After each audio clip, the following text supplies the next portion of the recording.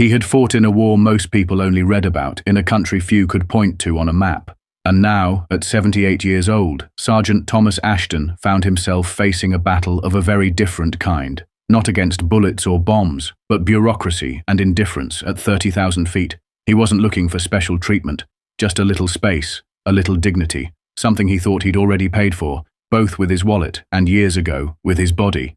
Tom had boarded Flight 308 from Phoenix to Boston with careful planning. His granddaughter was graduating, the first in their family to earn a college degree. It was the kind of event you circle on a calendar months in advance, and that's exactly what he did. As soon as tickets became available, Tom reserved seat 15C, an aisle seat in the economy comfort section. It cost more than a standard seat, but for Tom, it wasn't about luxury, it was about necessity. The knee injury he'd sustained decades ago, one that never fully healed, made air travel painful at the best of times. Without the extra space to stretch and shift, even a 2-hour flight could become unbearable. This flight was 5. He wasn't the kind of man to complain. He packed light, a single carry-on that fit neatly above his seat. He wore a button-down shirt, neatly pressed slacks, and his Marine Corps pin on his lapel. Even though years had slowed his steps and faded the sharpness in his once piercing eyes, Tom still carried himself with a quiet, deliberate pride. Not flashy, just steady. He arrived early, waited patiently through boarding, and eased himself into seat 15C with a quiet sigh of relief. He placed his book in the seat pocket, a novel his daughter had given him, and adjusted the belt carefully over his knee. The worst part of the trip, the uncertainty, the waiting, was behind him. Or so he thought. The cabin filled quickly with the usual sounds of boarding, children fussing, bags thumping into overhead bins, polite murmurs of strangers negotiating elbow room. Tom watched it all with the detached patience of someone who had seen much worse chaos in his lifetime. Then she arrived. The flight attendant's name tag read Susan. Her uniform was crisp, her expression practiced, the kind that could convey both warmth and authority at the same time. She approached Tom's row with purpose. "Sir," she began, in a voice that tried to sound casual but carried the weight of a request she knew wouldn't go over well. "I need to ask you to move to seat 32B. We have a family with 2 young children who need to sit together. Your seat is part of the only 3-seat block available in this section that can accommodate them." Tom looked up slowly, his expression one of polite confusion. "I'm sorry," he said. "This is my seat. I selected it months ago. Specifically because of a service-related injury. I need the extra space to manage my knee." Susan didn't flinch. "I understand, sir," she replied smoothly, "but we have to prioritize families being able to sit together. It's just for this one flight. We really appreciate your cooperation." He blinked, not out of anger, but disbelief. This wasn't a standby seat. It wasn't even an optional upgrade.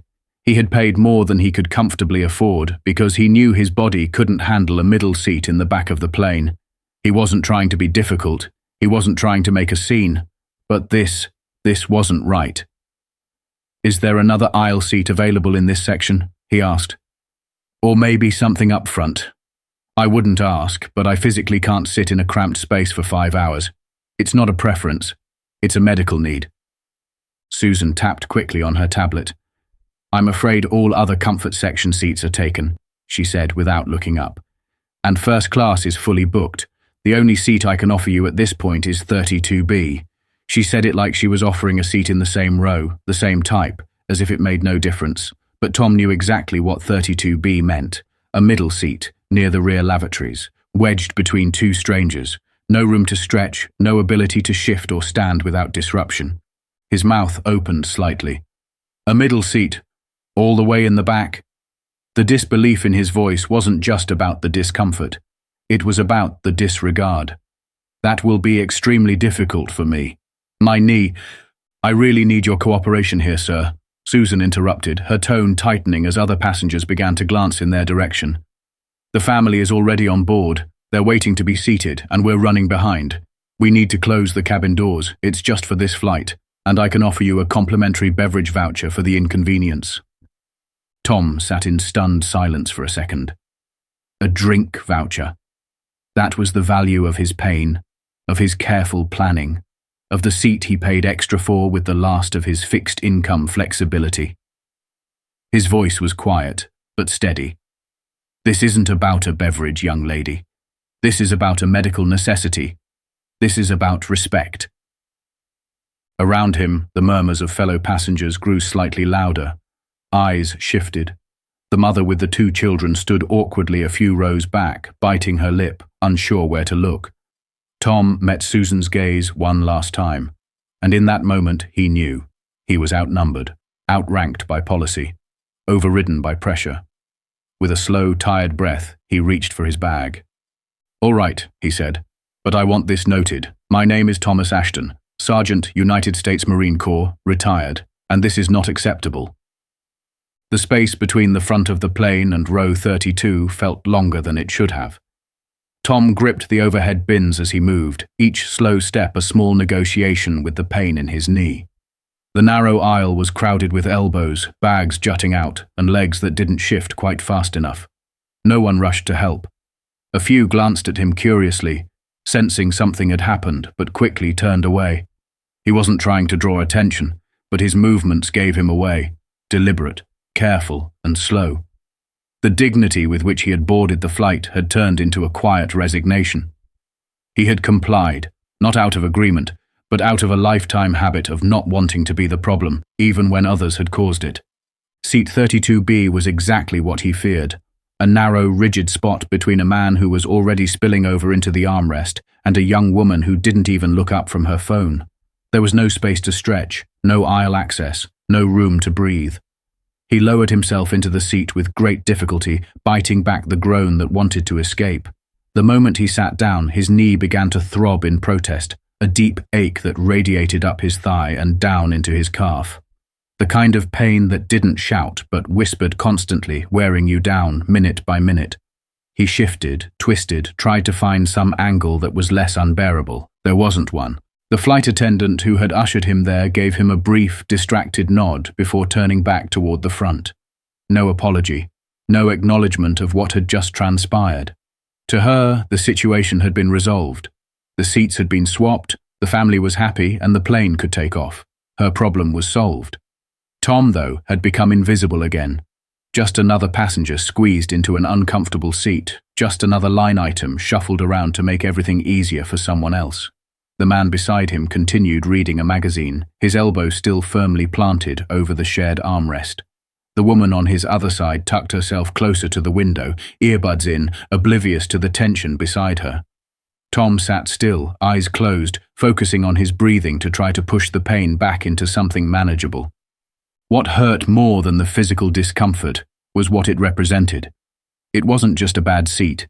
It was the casual dismissal of everything he'd planned for. The effort he made to ensure this flight wouldn't wreck him for the weekend. The assumption that he could just deal with it because someone else needed his spot. No one had asked if he was okay with it. They'd just told him, move, sacrifice, like he hadn't done that enough already, like his body hadn't already paid more than its fair share. And now, after all of that, all he got in return was a complimentary drink he didn't want and a middle seat that made every minute feel like an hour. He tried to distract himself, opened his book, then closed it again. The pain made it impossible to focus. He looked down at his hands, worn, lined, strong once, but now stiff with age. Hands that had carried wounded brothers through battle, hands that had held his daughter when she was born, hands that had helped build the very life he was now watching shrink around him in 32B. The dignity he had tried to carry onto the flight felt chipped away, bit by the hum of the engines, the press of strangers, and the silence that followed his quiet compliance. But while Tom had faded from the minds of the crew, he hadn't been forgotten by everyone. A businessman seated 2 rows ahead had seen it all, the original conversation, the resistance, the frustration, the resignation. He was a frequent flyer, someone who had spent enough time in airports and airplane seats to know when something was wrong, and something about what he had just witnessed didn't sit right. He'd watched the way Tom stood, the way he moved, the pain he tried not to show. It didn't take much to realize that this wasn't just about comfort, it was about necessity. And more than that, it was about principle. He didn't make a scene, didn't stand up or call for a supervisor. Instead, he quietly pulled out his phone and opened a contact saved under Transcon Priority Line, a benefit of his Diamond Elite status. He typed quickly, his thumbs flying across the screen. Flight 308, Gate C12. Elderly veteran Sergeant Thomas Ashton, forced from aisle seat 15C to 32B. Medically necessary seat taken to accommodate family. Flight attendant dismissive. Passenger clearly in distress. Please advise Captain ASAP if possible. He hit send. It was a long shot. Maybe no one would read it in time. Maybe the plane would be in the air before anyone even checked the message. But he had to try. Back in 32B, Tom leaned his head back against the headrest, eyes closed again. The plane hadn't even taken off yet, and he already felt like he'd been in a battle. His knee ached. His pride ached more. He wasn't angry, just tired. Tired of being told to make way. Tired of being the one who gives while others take. Tired of how easily people forget what it means to serve, and to keep serving in small, painful ways, even decades after the uniform has come off. He didn't expect a miracle. He just wanted to get to Boston without being broken. But life has a way of surprising even the most disciplined hearts. 9 minutes later, everything would change. In the low hum of the cabin, where most passengers had already shifted their focus to devices, snacks, or settling in for the long haul, one man remained restless. Row 14, aisle seat, just ahead of where Tom had originally been. The businessman who had watched the entire situation unfold wasn't just a frequent traveler. He was someone who paid attention, someone who noticed the small details others missed. The way the veteran had moved, stiff and deliberate, the emotion just beneath the surface of his calm responses, the subtle way the flight attendant's voice had changed when she knew people were listening. He'd seen it before, in boardrooms, in customer disputes, in moments where procedure replaced compassion. But this felt different. This was personal. Not to him, maybe, but clearly to the man in 32B now wincing with every shift in his seat. The businessman didn't know Tom's full story, but he didn't need to. He'd seen enough. The uniform pin on his lapel. The way he referred to himself as Sergeant when making his final reluctant concession. The deep discomfort in his movements, not theatrical, but practiced, like someone who had learned to endure without making others uncomfortable. And it stuck with him. The quiet way that dignity had been trampled under the excuse of airline policy. He had heard the phrase, "We prioritize families," 1,000 times, but when did they start deprioritizing people like Tom? He took out his phone and stared at it for a moment. Then he opened a secure messaging app linked to his elite status profile with the airline. Not the usual customer service line. This one went higher. It was rarely used, but when it was, it got noticed. He typed deliberately, making sure every word counted. Transcontinental Flight 308, Gate C12, in taxi. Passenger, Thomas Ashton, elderly U.S. Marine veteran. Service-connected injury, forced from prepaid aisle seat 15C, economy comfort, to 32B, middle standard. Medical need ignored. Attendant dismissive, no alternatives offered. Passenger visibly distressed. Request cockpit notification if possible. Urgent. He paused, reread it, then hit send. Then he waited, not knowing whether it would matter, but needing to try. Some things, after all, weren't about benefits or loyalty points. Some things were about basic respect. Meanwhile, back in row 32, Tom remained still. Or tried to. Every slight shift from the people beside him forced him to recalculate his position.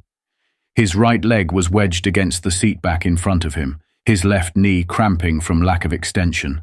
The pain wasn't sharp. That would have been easier in a way. This was worse. It was constant.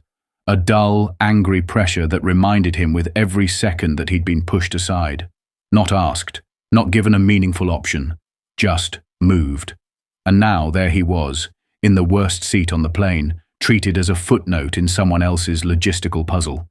He thought about his granddaughter, how proud she would be when he arrived, how he didn't want to show up limping more than usual. But this flight, this position, it was undoing all the effort he'd made to be strong for her. He closed his eyes again and tried to disappear into himself, even as his knee throbbed in protest. Up in the cockpit, the pilots were reviewing their final pre-flight checklist. Everything was routine. Nothing out of the ordinary. The first officer adjusted the autopilot configuration while the captain double-checked the flight path. Just another day in the air. But then a discreet ping came in through the cabin communication system, flagged with a code reserved for only high-level alerts. The captain glanced over. It wasn't a mechanical issue. It was something different. He read the message once, then again, more slowly. Veteran, medical need, moved from reserved seat. Passenger report, immediate review requested. He leaned back slightly in his seat. Something about the phrasing, the tone, the specificity gave him pause. He wasn't just a captain. He was a former Air Force pilot with more than 20 years of service before transitioning to commercial aviation. And he knew, deep down, what that kind of message really meant. Someone down there, someone who had worn the uniform, had been treated like a logistical mistake. And now, someone else had noticed. The captain turned to his first officer and quietly said, "I need to take a walk." The cockpit door opening post-pushback was not standard procedure. It raised eyebrows immediately among the crew, but the captain didn't hesitate. He stepped into the aisle, adjusted his jacket with its 4 gold stripes, and scanned the cabin. His face was unreadable, calm, focused. He wasn't here to make a speech. He wasn't here to check equipment. He was looking for someone. The lead flight attendant approached him immediately, expecting a systems issue or special request. He held up a hand and quietly asked, "Was there a veteran in seat 15C who's no longer there?" She hesitated, then nodded, gesturing subtly toward the back. "He's in 32B now, sir. We had to move him for a family." The captain didn't respond. He simply nodded once and began his walk down the aisle, his gaze sweeping row after row. Passengers watched him with curiosity as he passed, whispers already beginning. Captains don't usually leave the cockpit once the cabin doors are sealed. Something was going on, something important. He reached row 32 and stopped. There, tucked between 2 indifferent seatmates, sat Tom. The man looked up slowly, unsure at first what he was seeing. The captain paused, studying the veteran's face, taking in the discomfort, the resignation, the effort it took just to stay composed. Then, without a word, the captain straightened his posture. And in the narrow aisle, without hesitation, he raised his hand to his brow and delivered a crisp, formal salute. Passengers nearby fell silent. The sound of it, the motion, the stillness that followed, said more than any announcement ever could. What came next would ripple through the cabin like a wave, but in that moment, it was just 2 servicemen, one in uniform, one not, sharing a language deeper than words. For a second, the entire cabin froze. No one moved. No one whispered. Time itself seemed to hesitate as the captain held the salute, unwavering and full of purpose, directed at a man who hadn't expected to be seen at all. Tom looked up from his middle seat, confusion flickering across his weathered features, his instincts catching up before his mind did. Slowly, painfully, he straightened as much as the cramped space would allow. His right hand moved upward in response, slower than it once would have been, but steady, returning the salute with the kind of quiet grace that only those who have served understand. It wasn't for show. It was a gesture exchanged between equals, a recognition that transcended airline policies and cabin rows and the inconvenience of tight schedules. The passengers nearby began to understand what they were witnessing. The man who had been asked, no, told, to move wasn't just an older gentleman with a limp. He was someone who had once stood between danger and safety, someone who had fought, bled, and come home changed, and he had been dismissed as an inconvenience. The murmurs spread, low, reverent tones as passengers leaned toward one another, recounting what they'd seen earlier. The businessman from row 14 watched with quiet satisfaction, the earlier message he'd sent now bearing unexpected, extraordinary fruit. The captain dropped his salute and took one slow breath, then addressed Tom directly. "Sergeant Thomas Ashton," he said, his voice clear and calm. "On behalf of Transcontinental Airlines, and as a fellow veteran, please accept my deepest apologies for the unacceptable way your seating was handled." Tom blinked, taken aback, unsure how to respond. The captain continued, his voice carrying down the aisle, not with volume, but with conviction. You should never have been asked to move, and you most certainly should not be sitting back here. I've just been informed of the circumstances, and I assure you this will be corrected." He turned slightly, scanning the cabin. "Is there a Miss Susan on this flight?" The words were polite, but his tone carried a different weight, a kind of cold steel beneath the calm surface. From mid-cabin, the original flight attendant appeared, her expression already shifting from confidence to something paler, unsure. "Yes, Captain," she said quickly, approaching. Her eyes flicked toward Tom, then back again. The moment she'd assumed was handled, dismissed and done, was now very much alive, and in full view of the entire aircraft. The captain didn't raise his voice. He didn't need to.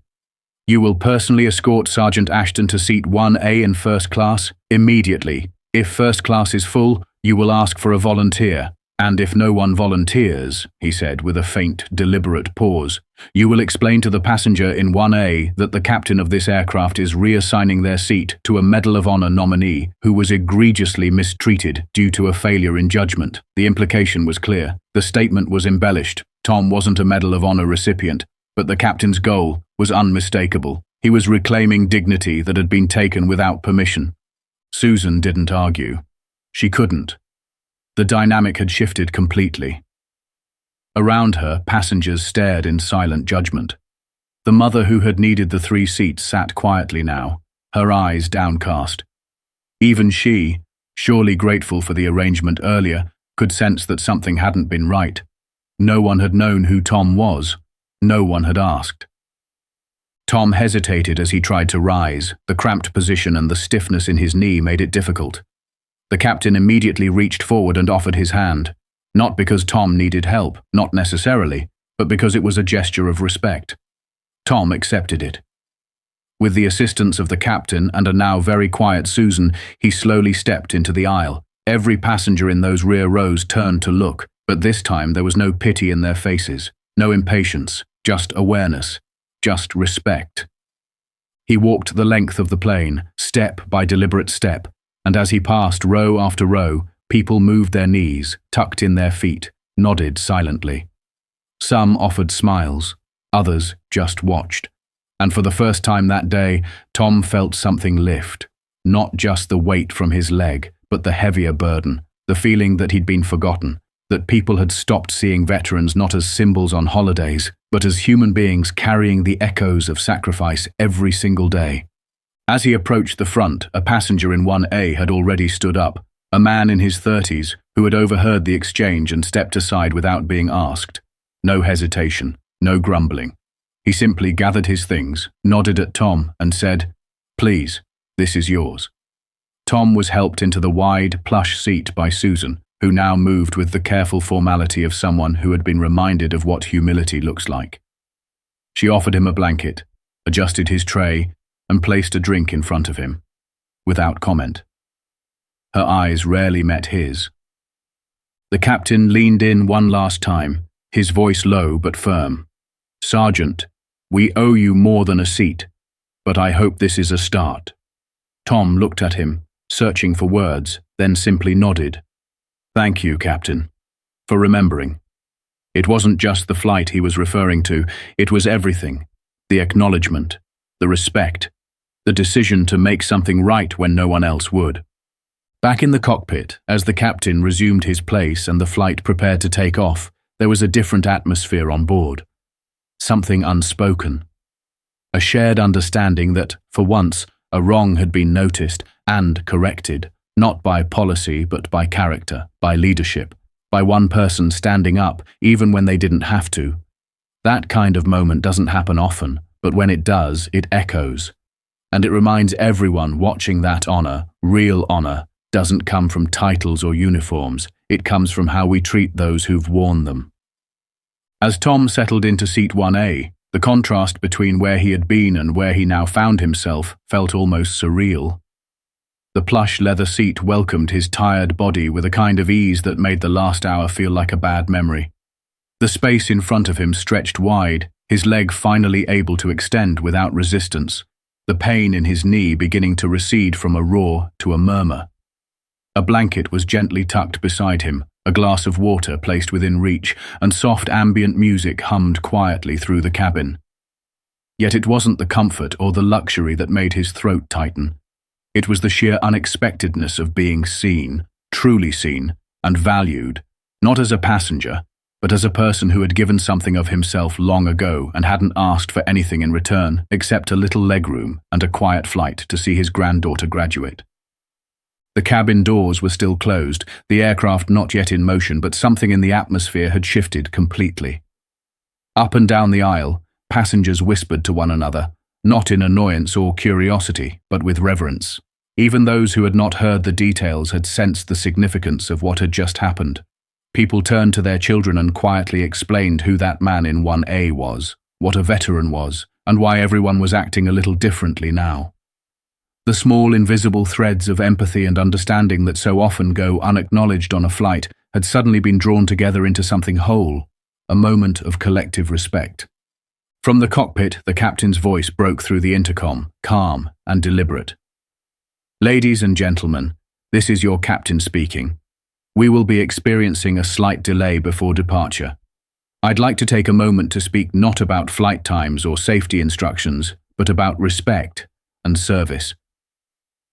Today, a serious mistake was made.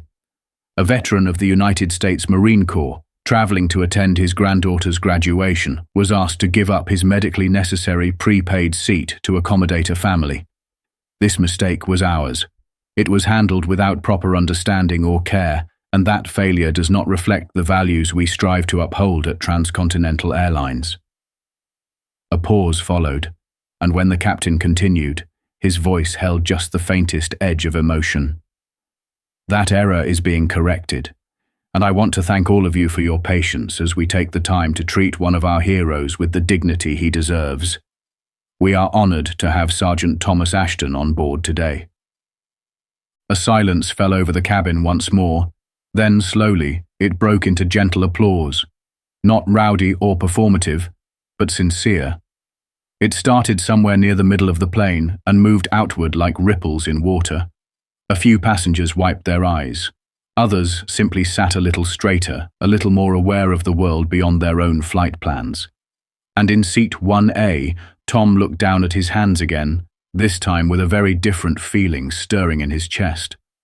The feeling that, at least for this moment, he hadn't been forgotten, that someone had noticed, that someone had cared enough to step forward when it would have been easier to stay silent. The rest of the flight passed without incident. It was smooth, quiet, even restful. Susan, the flight attendant, who had once seemed too busy to offer a second thought, remained absent from the first-class cabin for the duration. In her place, the lead attendant checked in on Tom personally, not out of obligation, but with a gentleness that suggested she too had felt the weight of what had unfolded. She brought him a warm meal, offered reading material, and even sat for a brief moment to apologize, genuinely and without excuses. Tom listened. He nodded. He didn't need to hear groveling, just acknowledgement. That was enough. As the plane touched down in Boston, the captain returned to the cabin once more, this time in person, walking up to thank Tom one last time before passengers began to disembark. "Sergeant," he said, "we're honored to have you on this flight, and I hope your granddaughter knows how proud we all are to fly you to her today." Tom smiled, his voice barely above a whisper. "She's everything to me. Thank you for helping me get here in one piece." At the gate, a representative from Transcontinental Airlines stood waiting, holding a sign with Tom's name. She stepped forward, introduced herself as part of the airline's special services team, and offered her own apology on behalf of the company. She handed him a full refund for his original ticket and a voucher for a future first-class flight, for him and his granddaughter to use whenever they wanted. More importantly, she informed him that the airline had already launched an internal review of its seating policies, especially as they related to veterans and passengers with medical accommodations. "What happened today shouldn't have happened," she said plainly, "and it's going to change because of you." Tom thanked her, grateful but modest, not seeking praise. He hadn't planned to become a symbol or an example. He just wanted to get to Boston and watch his granddaughter walk across a stage, But as he left the terminal, escorted through the terminal by the representative, passengers still whispered and nodded, and several stopped to shake his hand, to say thank you, to offer words of respect. It was as if something larger than just a seating error had been corrected that day. Something cultural, something human. At the graduation the next morning, Tom sat in the front row. His granddaughter, dressed in her cap and gown, found him in the crowd and waved, eyes beaming with pride. She had no idea what he'd gone through to get there. And maybe she didn't need to know. Not all of it, at least. But she would know he came. And when they embraced after the ceremony, her words whispered into his shoulder made everything worth it. "I knew you'd make it, Grandpa." And he had, not just because he'd kept quiet or endured discomfort, but because someone had spoken up when it counted, because one leader, one captain, had chosen to turn a mistake into a message.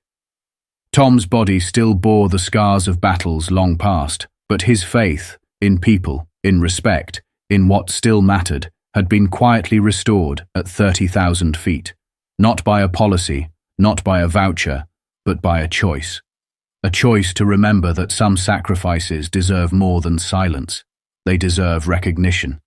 Even if it takes a flight crew, a stranger, and a moment of unexpected honor to make it happen.